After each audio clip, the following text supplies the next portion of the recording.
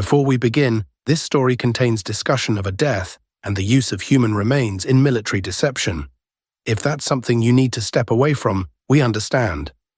Take care of yourself first. This episode's narration is AI-generated. The research, writing, and editorial decisions behind every story are made with care for accuracy and respect for those involved. In the spring of 1943, British intelligence officers dressed a dead homeless man in a Royal Marines uniform, invented his entire life, his fiancée, his father's worried letters, his overdue tailor's bill, chained a briefcase of fake invasion plans to his wrist, and dropped him into the sea off the coast of Spain. Adolf Hitler read the documents, believed every word, and moved his armoured divisions to the wrong country. You're listening to The Unlit Room. Every story in here actually happened. That's the part that should scare you. New stories every day, Monday through Saturday. Today, the man who saved thousands of Allied lives and was never allowed to have his own name. January 28, 1943. A disused warehouse near King's Cross Station, London. Wartime blackout, no electric light, just the grey winter morning seeping through boarded windows. The air smells of rotting timber and old plaster. A man lies dead on the warehouse floor. Gaunt, malnourished, dressed in thin civilian clothes inappropriate for the cold. An empty tin of phosphorus rat paste sits nearby. The morgue records list him as body unknown male, approximately 30 to 35 years. His name was Glyndor Michael. Welsh, homeless, no family, no money, no identification. He'd been found alone, and that's how he died, poisoned by the same rat bait meant to kill vermin in abandoned buildings. What happened next would turn him into someone else entirely. A month later, two men sat in a requisitioned flat in central London. Commander Ewan Montague, Royal Navy Intelligence. Flight Lieutenant Charles Chum Lee, MI5 and Royal Air Force. Between them, a problem that had been keeping the Allied High Command awake at night. Everyone knew the Allies were going to invade Europe from North Africa. The only question was where. Sicily was the obvious choice, close, strategically vital, the stepping stone into Italy. Which meant the Germans knew it too. Which meant the beaches would be fortified. Which meant tens of thousands of Allied soldiers would die in the landing. Unless the Germans could be convinced the invasion was happening somewhere else. Chum Lee had originated the core concept months earlier. It was simple, macabre, and, if it worked, brilliant. A body, a briefcase, fake documents that would wash ashore in neutral Spain, where German intelligence had deep networks. Let the enemy find classified letters that accidentally revealed the real invasion target wasn't Sicily at all. It was Sardinia and Greece. But they needed the right body. Someone who died recently. Someone whose death could plausibly be explained as drowning after a plane crash at sea. Someone with no family to ask questions. They needed Glyndor Michael.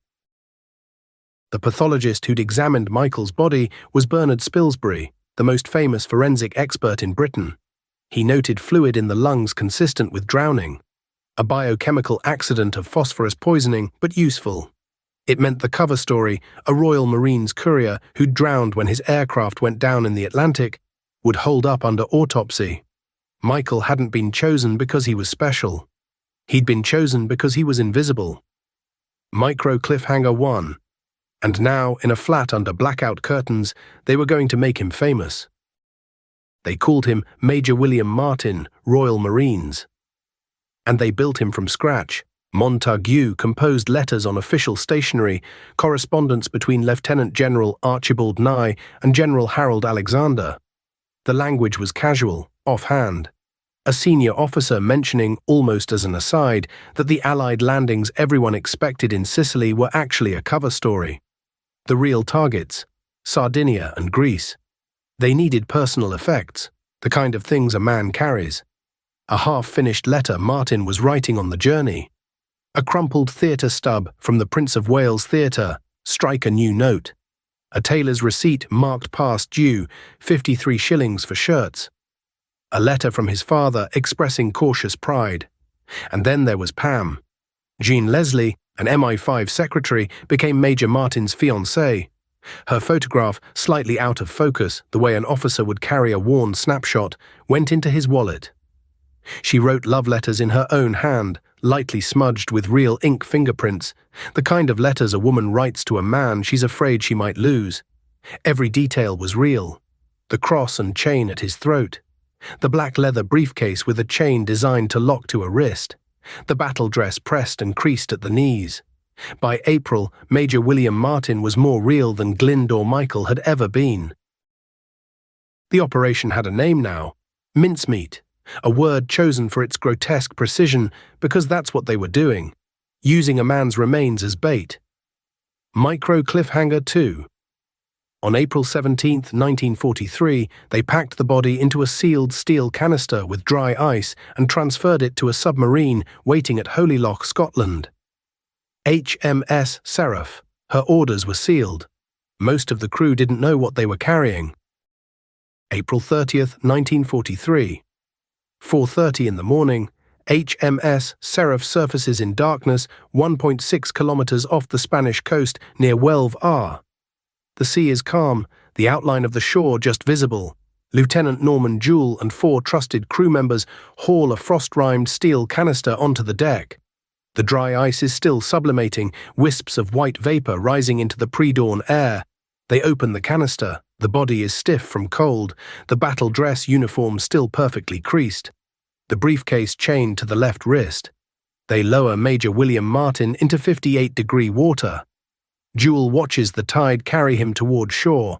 He notes in his patrol report, the current and wind direction were such as to ensure the body would drift in rather than out.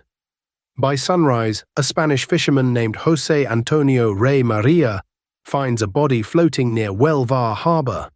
He tows it to shore and alerts the local authorities. The Spanish photograph, the documents. Water wrinkled at the fold, one crease bisecting the signature, consistent with a man who'd been in the sea. The briefcase and its contents are turned over to the British Vice-Consul, as protocol requires, but not before copies reach Karl Erich Kiel-Tal, the German A.H. Bever Vice-Consul in Madrid.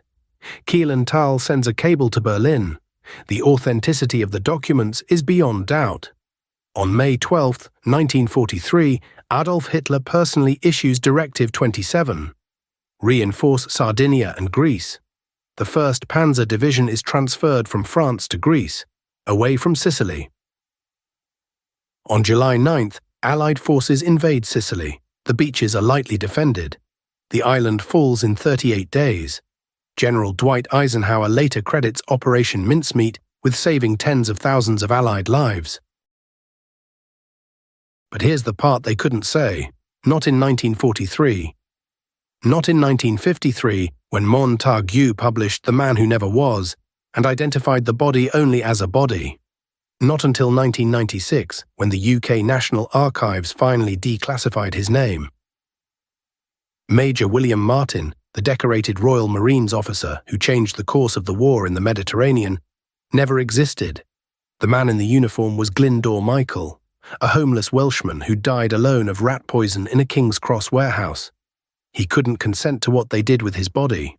He had no family to ask. He'd been invisible in life, and in death he was conscripted into someone else's story. They buried him in Huelva R, Spain, with full military honours.